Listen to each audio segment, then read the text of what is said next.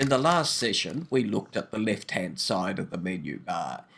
In this session, we're going to look at the right-hand side, but just on the way, let's just cover some of the items in the middle here. This control here allows you to change the viewer, so it allows you to transform the size of the viewer. And for more details about the viewer, see lesson B4. The link is in the description below. The next button covers your color changes and your audio changes. Just for this exercise, it's easy to access the color inspector by clicking this here, and you'll notice that the color wheels come up in the inspector.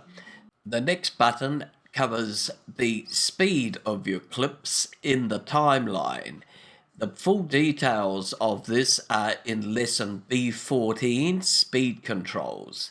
But in the meantime, let's look at some of the things that beginners would need to know. So we can do slow motion or fast. You can set the reverse so that it will go in the reverse or backwards.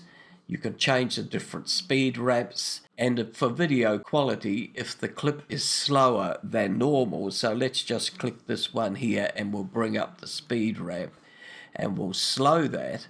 When we come to this now and select the video quality, so we can change from normal to frame blending or optical flow. Further along here, we'll notice that there are some arrows that are very similar to your browser arrows in Safari or Chrome. And what these do is take you to other projects that are in the timeline. If I select one of those now, you'll notice that the left-hand browser arrow has popped up, and in there's the Sydney Harbour clips, the ones we were looking at. And again, you've got others on the right-hand side. This button here will play the clip in the timeline. And this number here is giving you the ability to go to a particular location in the timeline. If you click on here, you can enter the time code in this area, which will take you to that location of the timeline. So now we're selected on it. If I press 1, I'm now on 1 frame. So if I press a 0, now I'm on 10 frames, and this is relative to what your frame rate is. So if I now press another 0, it's showing 1 second. And if I press another 0, it's showing 10 seconds. If I press the return key now, you'll see the playhead has moved to that 10-second mark. The other selection you have here, these are the audio meters.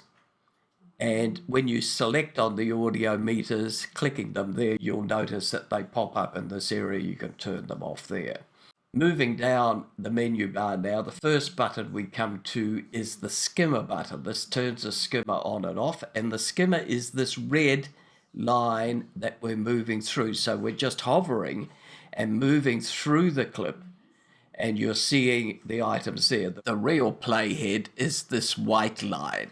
Now you can turn the skimmer off by clicking this button, and now as the cursor moves, you'll notice that the skimmer is no longer there. You can move it by dragging the playhead. This next one is the audio skimmer, so that when that's turned on, and blue is when they're turned on, white is when they're not. When this is turned on and we hover through here, you're skimming the audio as you go. Mostly that would be off. If we look at this clip here now for the moment and turn the solo button on, you'll notice that only the audio for that clip is showing. In these here, the audio is turned off. Only this clip is highlighted. These other clips are not highlighted, so you're focusing on this clip here. And the next button is the snapping button. So at the moment, as we move down the timeline, you'll see that the playhead, or the skimmer in this case, is snapping to that point.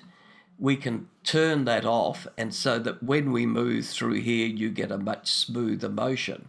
And incidentally, If you want to, you can keep the snapper turned on by just holding the N key down, and you'll see that temporarily holds the snapper off.